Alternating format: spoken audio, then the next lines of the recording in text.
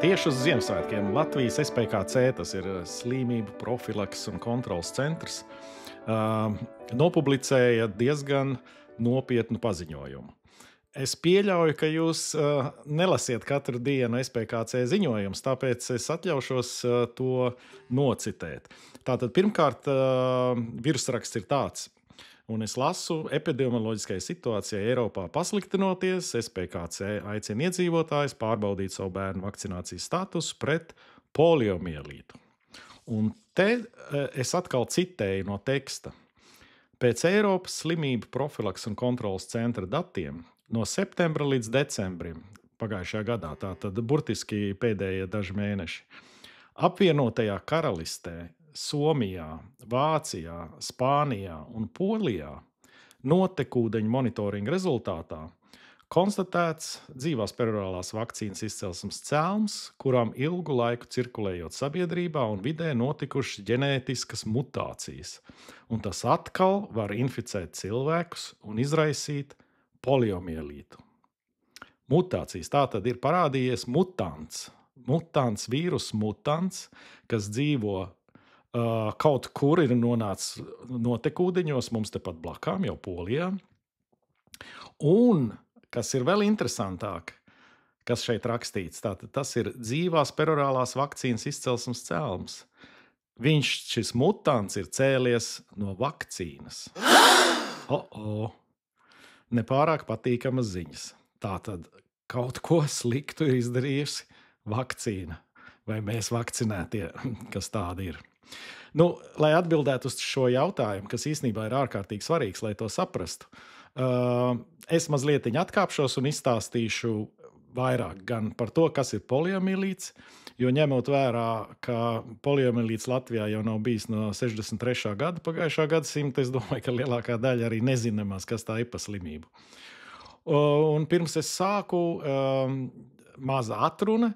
Tātad es neesmu saistīts ne ar oficiālo veselības aizsardzības sistēmu, ne ar zāļu firmām, lai arī esmu savā mūžā nostrādājis 20 gadus bērnu slimnīcā pa bērnu ķirurgu un pēc tam 20 gadus vadījis dažādas zāļu firmas Eiropā un Āzijā un daudz kur.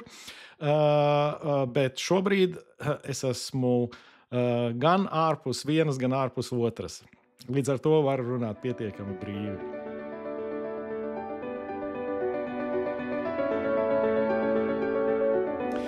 Sāksim ar to, kas ir poliomielīts. Poliomielīts ir slimība, kuru izraisa vīrus, poliomielīta vīrus, un viņš nonāk cilvēka organismā tā saucamā fekāli-orālajā ceļā. Fēces ir kakas, piedodiet, un orāli tas nozīmē caur muti, tas nozīmē tieši to, kā jūs to sapratāt. Tātad, nedomājiet, ka ir jāēd kādam kakas, lai saslimtu ar to. Tas notiek daudz vienkāršāk. Tas ir līdzīgi kā, piemēram, A hepatīta gadījumā, un tā slimība joprojām ir pietiekami izplatīta. Tātad pietiek nenomazgāt rokas, vai arī peldēties kādās ūdenskrātuvēs, kuras ir piesārņotas. Īstenībā iespēja arī šādā veidā iegūt šo slimību nav nemaz tik nereāla. Bet poliomielīta gadījumā tātad kā tas viss notiek? Vīrus nonākot cilvēka zarnās, tur viņam tas ļoti patīk, tā vide, daudz labāk nekā tur baseinā peldēt, un tur vīrus sāk vairoties. Un tad, kad viņš ir kārtīgi savairojies, tad kaut kāda mehānisma rezultātā viņš nonāk asinsritē un nonāk nervu šūnās. Un tad caur nervu šūnām viņš lēni kāpj augšup, nonākot muguras smadzenēs, un izraisa bojājumus. Slimība ir ārprātīgi viltīga. Īstenībā 90–95% gadījumos inficētie cilvēki vispār nesaslimst. Tas nozīmē, ka viņiem ir tāda saucamā asimptomātiskā gaita. Tas nozīmē, viņi vispār neko nejūt. Viņi ir apēduši to vīrusu, vīrus ir savairojies kuņģa zarnu traktā un rīklē, un cilvēks neko nejūt. Bet 1% gadījumā šis vīrus nonāk nervu sistēmā.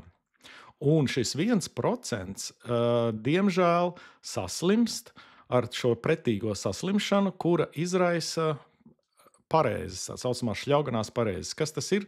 Tas nozīmē, ka pēkšņi kāds loceklis atsakās funkcionēt, tas var būt kājas, tās var būt rokas, un slimībai progresējot, slimība it kā kāpj uz augšu un var paralizēties arī elpošana. Līdz ar, diemžēl, ceturtā daļa apmēram no visiem saslimušajiem nomirst no tā, ka tiek paralizēta elpošanas muskultūra. Slimība nav ārstējama. Var simptomātiski uzlabot, var elpināt mākslīgi šo cilvēku, bet viņu nevar izārstēt. Vīrus, kas ir sabojājis nervu centrus, tas ir neatgrieznisks process.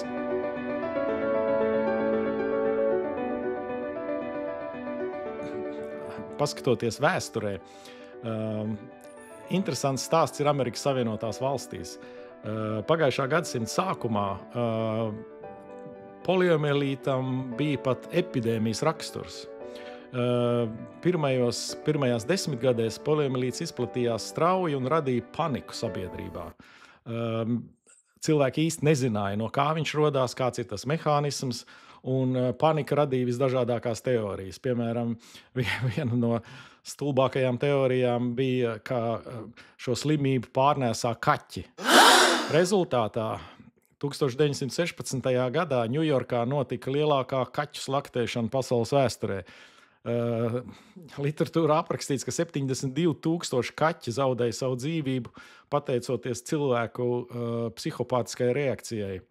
Cilvēki bija tā satracināti, ka viņi zvanīja un lūdza paņemt viņu mīļotos kaķus, arī suņus, starp citu, bet kaķi visvairāk cieta, lai viņus nobendētu, jo bija bailes, ka viņi varētu inficēt bērnus un pārnest šo poliomielītu. Protams, tas nebija taisnība. Kaķi tur absolūti nav vainīgi pie tā, protams, arī ne suņi. Tad nākošā ideja bija, ka mušas. Un mušas pārnesot poliomielītu no nabadzīgajām ģimenēm, kur tas vairāk izplatās, uz bagātajām.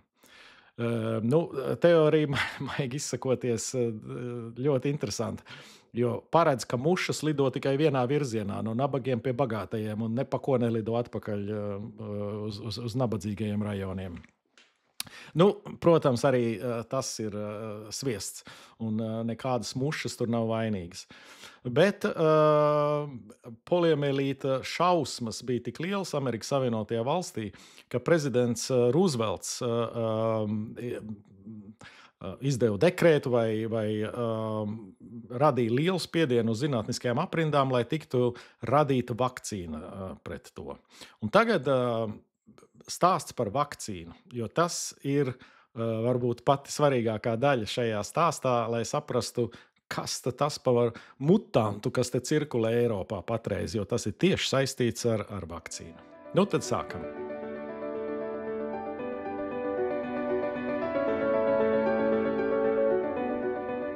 Divi zinātnieki praktiski vienlaicīgi sāka strādāt pie projekta par pret poliomielītu vakcīnu.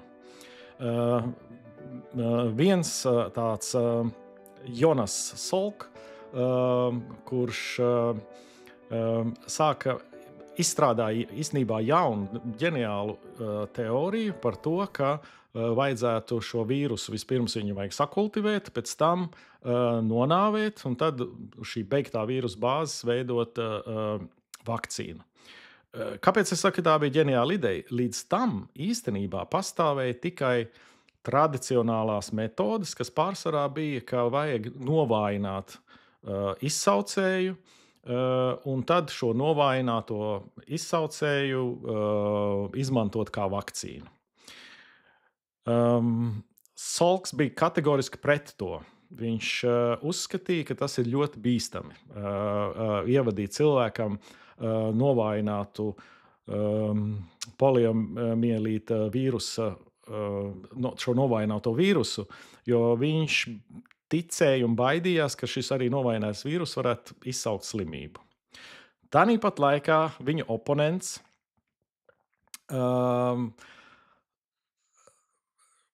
arī sāka strādāt pie šīs vīrusu teorijas, tāds Alberts Seibens, kurš tieši pretēji savā darbā uzskatīja, ka vajag iet tradicionālo ceļu. Vajag novājināt šo vīrusu, un tad, kad viņš ir kārtīgi novājināts, tad no viņa veidot vakcīnu. Viņi gandrīz vienlaicīgi nokļuva pie tās finiša līnijas, kad vakcīnas būtu gatavas. Salks nedaudz apsteidza Seibnu, un interesantā veidā arī, jo vispirms vajag vakcīnai pierādīt, ka viņa ir nekaitīga un ka viņa ir efektīva. Un ko Salks izdarīja? Viņš vakcinēja vispirms savu ģimeni. Ir vēsture apraksts, ka viņš ir nostādījis savus bērnus rindā un sievu un visiem injicējis šo vakcīnu. Tas, protams, arī norāda, cik viņš pārliecināts bija, ka tā vakcīna ir nekaitīga un ka viņa darbojās. Un, jā, tā arī bija. Protams, neviens nesaslima, visi labi panesa. Viņš arī savu laboratoriju, starp citu kolēģiem, iešpricēja to vakcīnu arī pats sev. Tā kā nebija tik traki, ka viņš tikai uz citiem izmēģina. Un tādā veidā viņš pierādīja, ka varētu mēģināt tagad plašākus pētījumus izdarīt ar šo vakcīnu. Un tad Amerikā tika izdarīts, tas saucās tāds field trial vai lauku mēģinājums, vai tā kā klīniskais mēģinājums mūsdienās mēs to sauktu, kur bija iesaistīti 1,8 miljoni amerikāņi, kuriem viņi bija sadalīti dažādās grupās. Vienai grupai špricēja šo vakcīnu, otrai grupai tā saucamo placebo, tas ir ūdentiņu, un trešā grupa, kurai nedēļu neko. Un tad viņš bija arī dubultaklais mēģinājums. Tas nozīmē, ka ne špricētājs nezina, ko viņš špricē, vai ūdentiņu, vai vakcīnu. Ne arī tas, kas saņem, nezina, ko viņš saņem. Tā kā tas pētījums ļoti kvalitatīvs un milzīgs apjoms. Tātad 1,8 miljonu cilvēku tika iesaistīti. Un 1955. gadā šis pētījums beidzās ar uzvaru.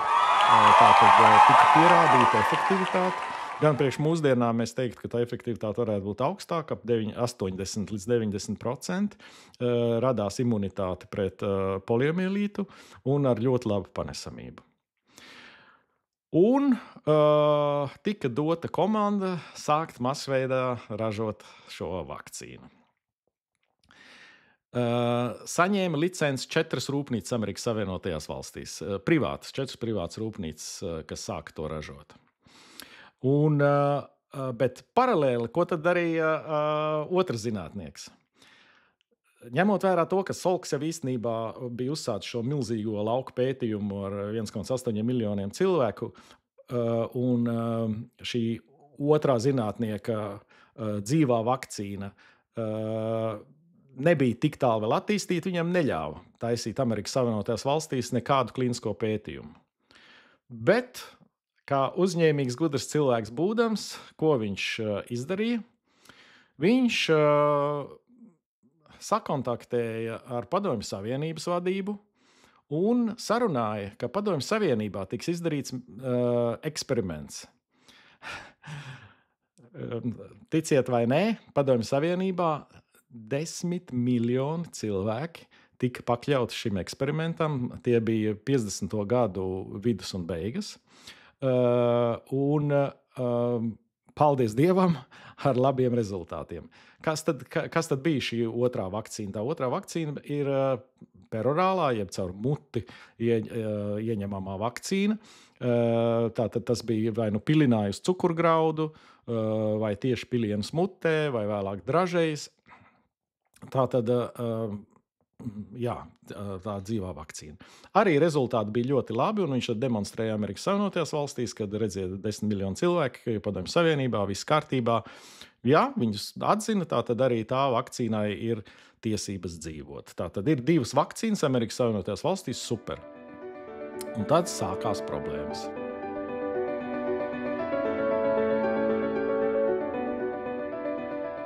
Tagad es jums pastāstīšu par vienu no vistraģiskākajām kļūdām vakcīnu ražošanas vēsturē ar ļoti, ļoti bēdīgām sekām. Tātad bija 4 rūpnīcas, kuras saņēma licenci, lai ražotu Salk vakcīnu. Tātad Salk vakcīna ir nedzīvā vakcīna. Viņu apzīmē ar IPV, kur I ir injicējamā, P poliomielīts, V vīrus. Tātad IPV vakcīna. Vēlreiz atgādinu, tātad Salka ideja bija vakcīnā jāizmanto tikai pilnīgi nonāvēts mikrobs. Tā bija viņa galvenā teorija, uz ko viņš balstīja šo vakcīnas attīstību, jo viņa oponents Sabins uzskatīja, ka varētu lietot novājināt, un viņa perorālajā, jeb OPV, orālā poliomielīta vīrusa vakcīnā ir dzīvā vakcīna. Tātad 4 rūpnīcas saņēma licenci, lai sāktu ražot Salka IPV beigto vakcīnu. Viena no rūpnīcām, kuras nosaukums ir Qatar Labs vai laboratorijas, izdarīja milzīgu ražošanas kļūdu. Tā vietā, lai izveidotu vakcīnu, tā kā Salks to bija noteicis ar beigto vīrusu, viņi pietiekami neievēroja ražošanas noteikumus un iepildīja vakcīnās dzīvu poliomielīta vīrusu. Sekas bija dramatiskas. Apmēram 200,000 amerikāņu bērni saņēma injekciju ar šo potenciāli nāvējošo devu. Rezultātā 40,000 no šiem 200,000 saslima ar poliomielītu, jo viņiem praktiski iešpricēja dzīvu poliomielītu. 164 gadījumos, es lasu no interneta datiem, attīstījās paralītiskais poliomielīts, tātad sākās šīs šļauganās parēzes bērniem. Un, diemžēl, ir dati, ka vismaz 10 bērni nomira. Tā ir katastrofa. Tā bija katastrofa Amerikai, tā bija katastrofa Salkam un visai ražošanai. Rezultātā radās panika sabiedrībā, jo cilvēki bieži neiedziļinoties to, ka tā bija vienas rūpnīcas rupja ražošanas kļūda, un 3 pārējās rūpnīcas ražoja brīnišķīgu vakcīnu, kura labi darbojās.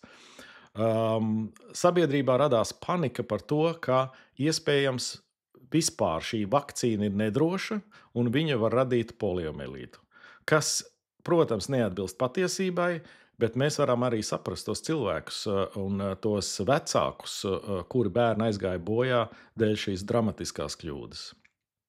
Tanī laikā otrs zinātnieks, šis Sabins, teica, kāpēc tā uztraukties? Man taču ir mana perorālā vakcīna, pie tam viņa 10 reizes lētāka nekā šī beigtā vakcīna IPV. Lietojiet manu vakcīnu. Un tad tas bija prezidenta John Kennedy laikā.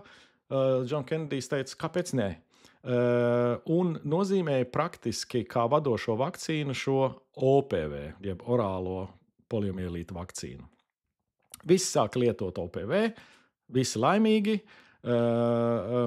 izņemot Jonas, kur lielais zinātniskais darbs praktiski kaķim zem astes, tātad viņa vakcīna netiek lietota.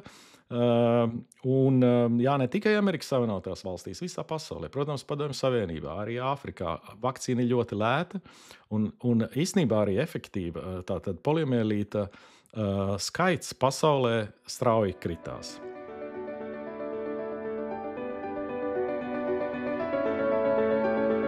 Nāca nākošā problēma. Salks, protams, bija pārliecināts, ka šī OPV, jeb orālā vakcīna, varētu radīt arī kaut kādas problēmas. Un, novērojot, tika konstatēts, ka neskatoties uz to, ka it kā vajadzētu pilnībā izzust poliomielītam Amerikas Savienotajās valstīs, katru gadu no jauna saslima 8 līdz 10 cilvēki ar poliomielītu, tie, kas saņēma šo orālo vakcīnu. Tad, kad sāka to izmeklēt, izrādās, ka šī novājinātā vakcīna, dzīvā novājinātā vakcīna, uzvedās ļoti īpatnēji, kad vīruss novainātais, tad, kad viņš nonāk cilvēkam zarnās, atsevišķos gadījumos viņš spēja ģenētiski pārveidoties par mutantu, tādu, kas atkal spēja izraisīt slimību.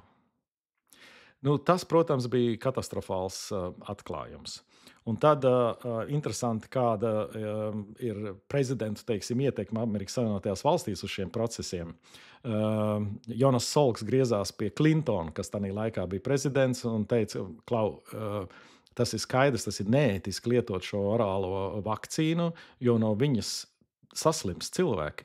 Ok, ļoti reti, bet 80 gadījumi Amerikas Savienotajās valstīs joprojām tas ir. Un ņemot vērā vispār visu pasauli, kur tas notiek, tie ir daudz gadījumu. Tātad tas īstenībā ir noziegums. Tā nedrīkst turpināt. Klintons piekrita Salkam un ar 2000. gadu pilnībā Amerikā pārgāja uz IPV, tas nozīmē šo injekcējamo, ja beigto vakcīnu, Salka vakcīnu. Un īstenībā līdz ar to tika noņemta šī problēma, jo šī IPV neradīja nekādus mutantus un neko līdzīgu kā dzīvā vakcīna.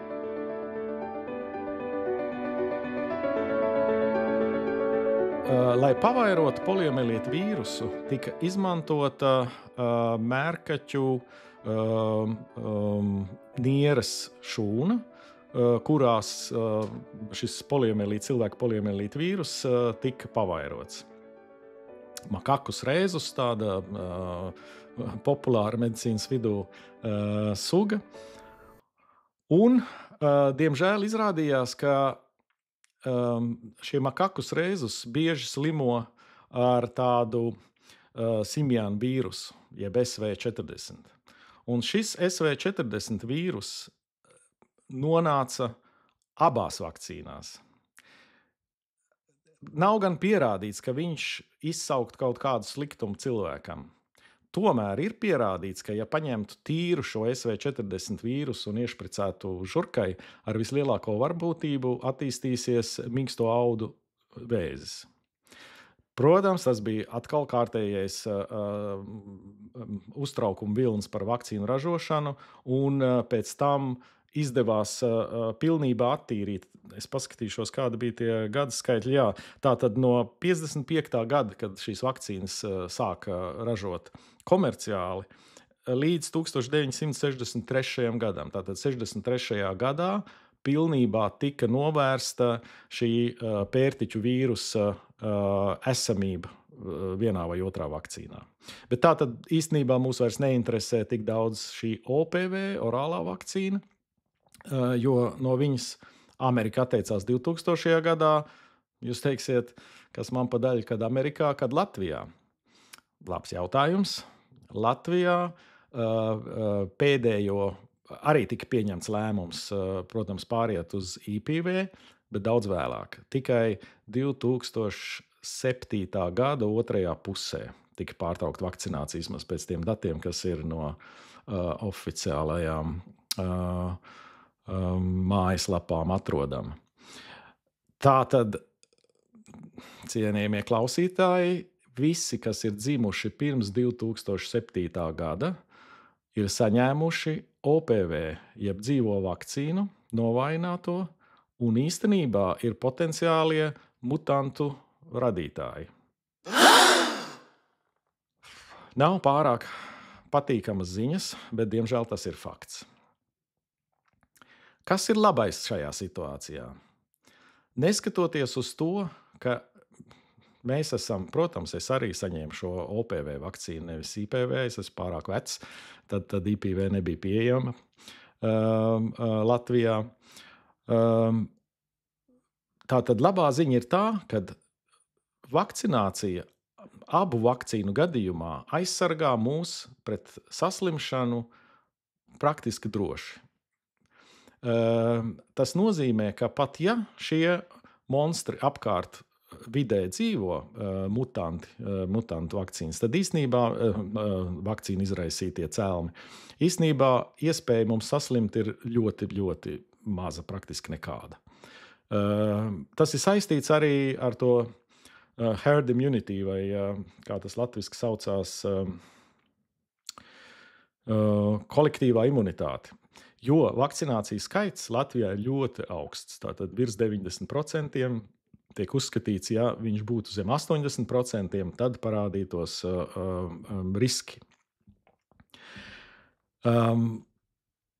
Kāpēc tad SPKC sit trauksmes zvanus? Pāris iemesli.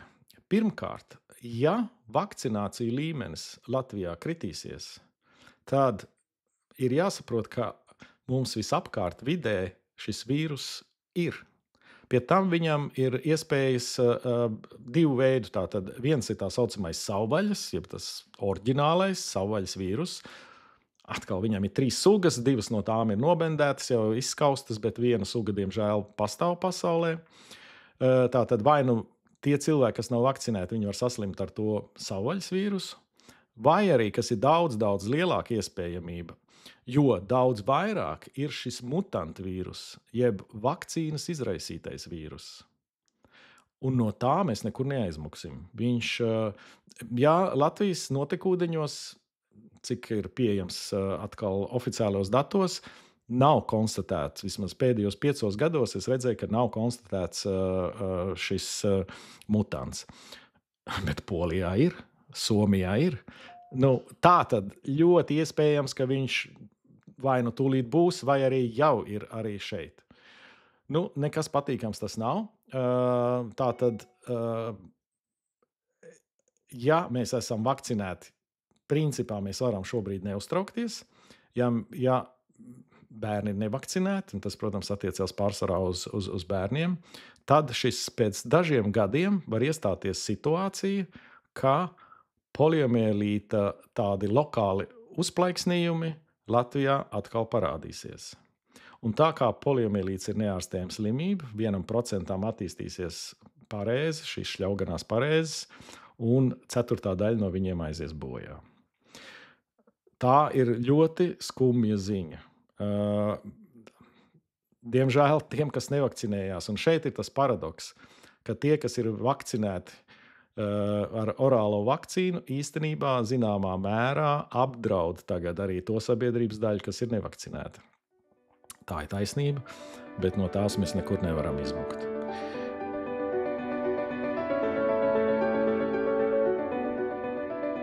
Kāds ir slēdziens? Poliomielītu nevar izārstēt. Tā ir neārstējama slimība, ārkārtīgi viltīga, kas pielien nemanot. Cilvēks var nemanīt, ka viņš ir saslimis. Parēzes var attīstīties vēlu, pat 10, 20 līdz 40 gadus vēlāk nekā ir cilvēks saticis šo vīrusu.